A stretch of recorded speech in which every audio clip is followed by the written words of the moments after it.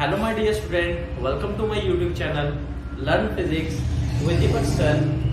Dear student, आज का जो हमारा लेक्चर रहेगा वो क्लास 12 पे होगा और जिस पे टॉपिक रहेगा continuous charge distribution.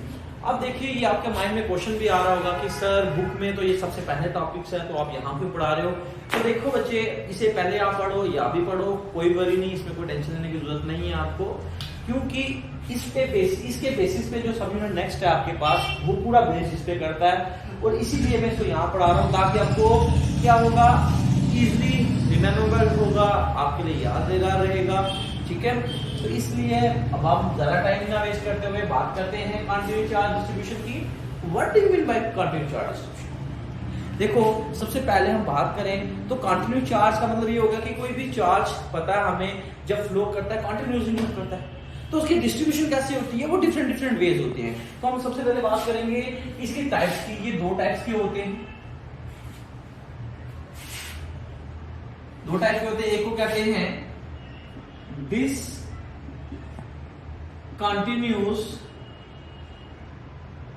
Charge distribution और एक को हम कहते हैं कंटिन्यूअस चार्ज डिस्ट्रीब्यूशन। मान लीजिए आपके पास कोई एक ऑब्जेक्ट है, सपोज करो।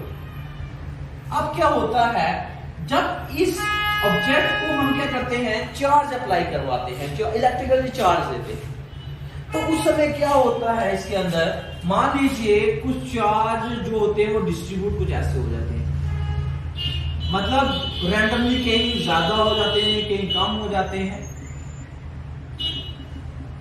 तो यहां पर आप देख रहे हो कहीं पर ज्यादा है, कहीं पर कम है, तो विच मीन्स यहां पर जो ऑर्डर है वो डिसऑर्डर में एक्सपो हुआ हुआ, मतलब यूनिफॉर्मली तो नहीं ना हुए हुए।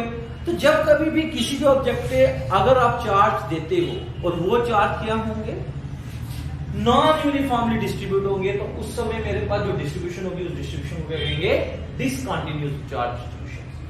Hope you understand. ओके, मान लीजिए मेरे पास कोई ऑब्जेक्ट था जिसे मैंने इलेक्ट्रिकली चार्ज दिया, मतलब इलेक्ट्रिकली चार्ज मैंने इसको किया, तो उस समय जो मेरे पास डिस्ट्रीब्यूशन हुई उसे क्या कहा मैंने, डिसकंटिन्यूअस चार्ज डिस्ट्रीब्यूशन। अब हमारे पास होता है कंटिन्यूअस चार्ज डिस्ट्रीब्यूशन।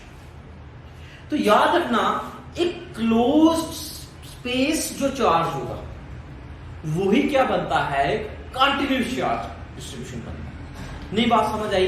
देखो, अगर हम चार्ज को डिस्ट्रीब्यूट कर रहे हैं कंटिन्यूअसली, तो ऑब्वियस ही बात है, अगर किसी भी ऑब्जेक्ट पे चार्ज दे रहे हो, वो अगर अपने अंदर ले रहा है, लेट्स सपोज करो इनसाइड द ऑब्जेक्ट्स, तो चार्ज कलेक्ट कर रहा है, कंटिन्यूअसली आ रहा है, तो विच मींस वहां पर चार्ज डिस्ट्रीब्यूशन कैसे होती है, कंटिन्यूअसली हो रही है ना।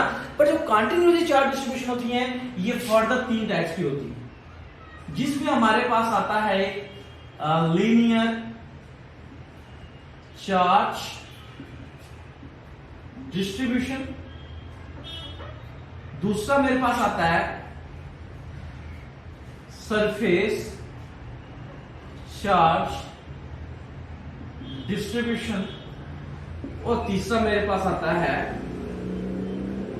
Volume charge distribution. बच्चे बात समझना अच्छे से, कंटिन्यूअस चार्ज डिस्ट्रीब्यूशन कोई बड़ी बात नहीं है। किसी भी ऑब्जेक्ट को जब आप इलेक्ट्रिकली चार्ज देते जा रहे हो तो बीच में वो ऑब्जेक्ट एक क्लोज जो स्पेस होगी, चार्ज होगा, वही मेरे पास क्या कहलाएगा, कंटिन्यूअस चार्ज कहलाएगा। अब वो जो कंटिन्यूअस चार्ज अगर आप डिस्ट्रीब्यूशन कर रहे हो, उसमें हमारे पास डिफरेंट टाइप होती हैं, जिनमें आता है हमारे पास linear charge distribution, surface charge distribution और वॉल्यूम चार्ज डिस्ट्रीब्यूशन। तो अब हम क्या करते हैं, वन बाय वन इसे क्या करते हैं, एक्सप्लेन करते हैं। ठीक है, तो देखिए बच्चे, सबसे पहले आएगा हमारे पास कौन सा, लीनियर चार्ज डिस्ट्रीब्यूशन। कब हम चार्ज की जब डिस्ट्रीब्यूशन होगी, किस समय हम कहते हैं कि ये लीनियर चार्ज डिस्ट्रीब्यूशन है। तो अब आपको पता होना चाहिए, हमारे इर्द गिर्द काफी ज्यादा ऑब्जेक्ट्स हैं। अब किस तरह पता चलता है, क्योंकि हमारे इर्द गिर्द, कहने का मतलब ये हो गया, अगर हमारे पास कोई भी पेड़ है, सपोज करो कोई मेटल की ऑब्जेक्ट है, ठीक है ना, कोई शीट टाइप है, तो ऑब्वियसली बात है अगर उनके बीच में क्या होता है, लाइट पड़ती है, तो लाइट की वजह से इलेक्ट्रॉन इजेक्ट तो होते ही हैं, वो आप 7 चैप्टर में जाकर पढ़ोगे उसमें, ठीक है। तो मैं आपसे बात यही कर रहा हूँ कि हमारे इस यूनिवर्स में काफी ऑब्जेक्ट्स हैं जिनमें चार्ज है, तो उनमें चार्ज की डिस्ट्रीब्यूशन हो रही है। अब किस ऑब्जेक्ट में कौन सी डिस्ट्रीब्यूशन हो रही है वो मैं आपको बताने जा रहा हूँ। तो सबसे पहली बात आती है linear charge distribution. Linear charge distribution, तो बच्चे ध्यान देना अच्छे से, अगर आपके पास सपोज कीजिए, अगर आपके पास कोई भी एक लाइन होगी, सपोज करो एक स्ट्रेट लाइन होती है, let us suppose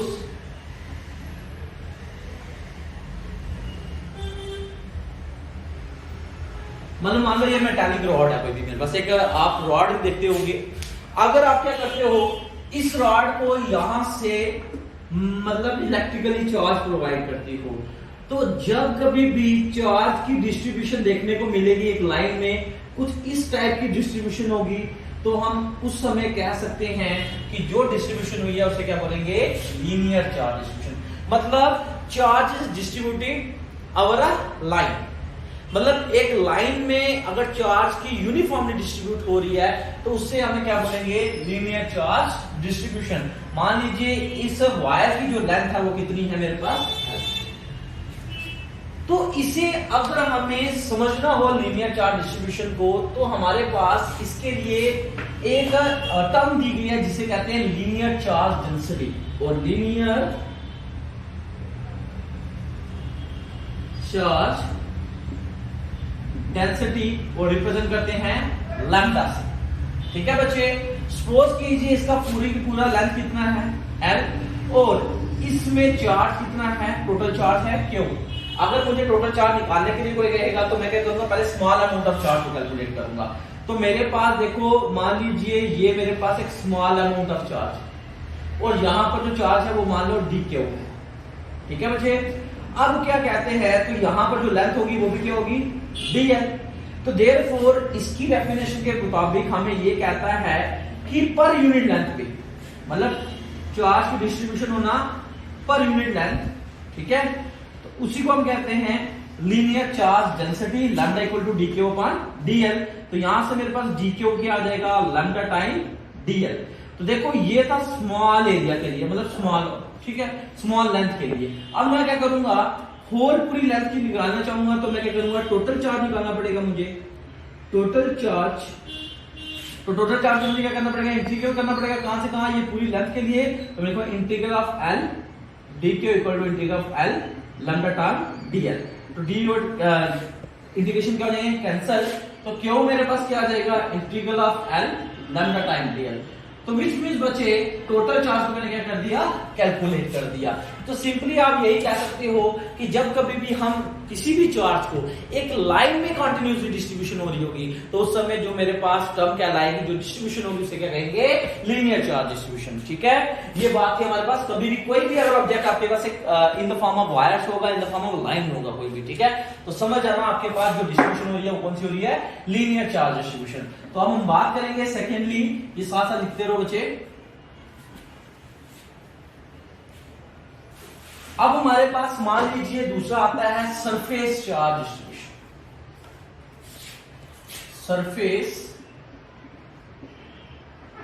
charge distribution मतलब ये हुआ, लाइन की बात हमने कर ली, अब कुछ ऑब्जेक्ट्स होंगे स्फेरिकल टाइप में होंगे, मतलब आपके पास हम कह सकते हैं जैसे शीट्स होती है, मतलब आपने देखा होगा कुछ ऐसी शीट्स होती हैं,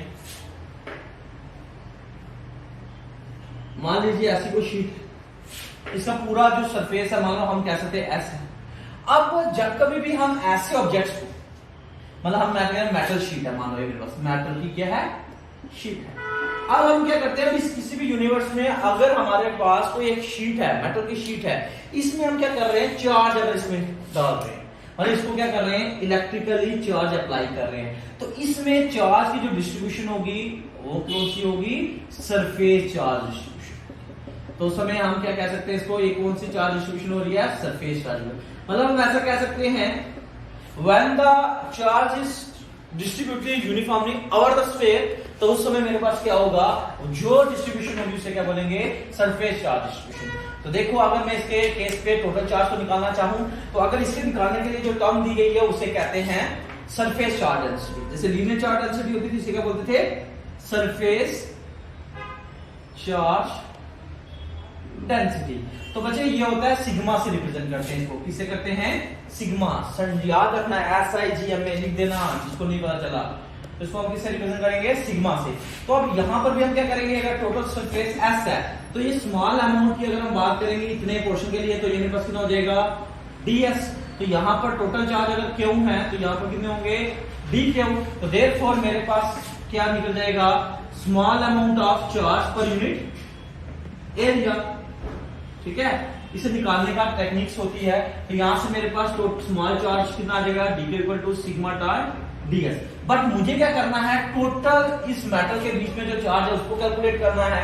तो हम क्या लिखेंगे, देयरफॉर टोटल चार्ज वो किसके बराबर आ जाएगा बच्चे, integral of s dQ equal to integral of s lambda और सिग्मा टाइम्स ds। तो मेरे पास बच्चे देखो डी और इंटीग्रेशन क्या हो जाएंगे, कैंसिल।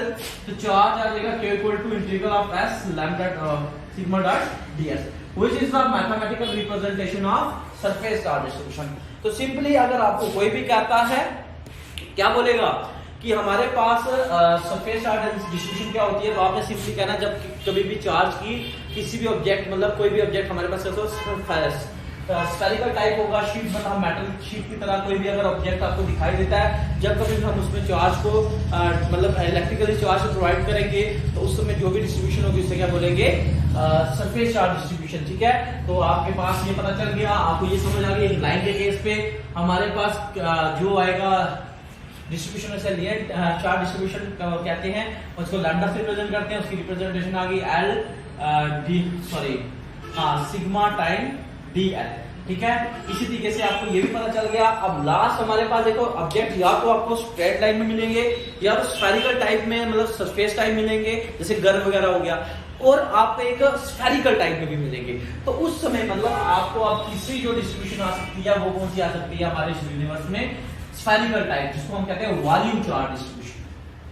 ठीक है, तो बच्चे ध्यान देना इसको अच्छे से, यहाँ पर समझना अच्छे से।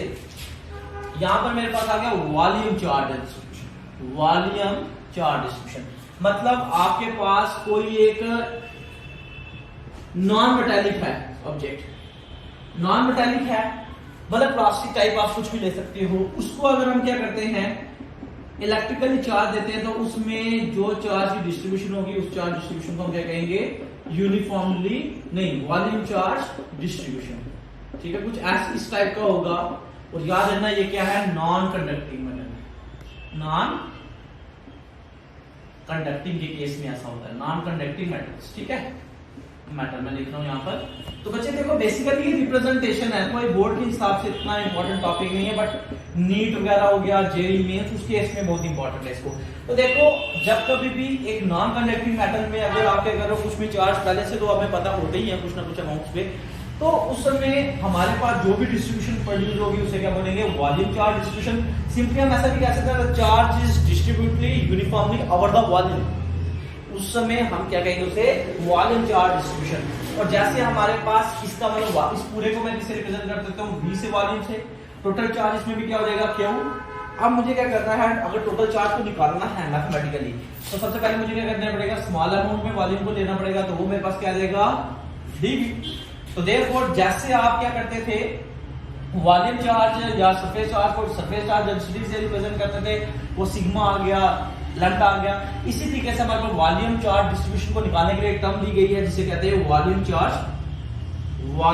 Charge density. इसे रिप्रेजेंट करते हैं रो से।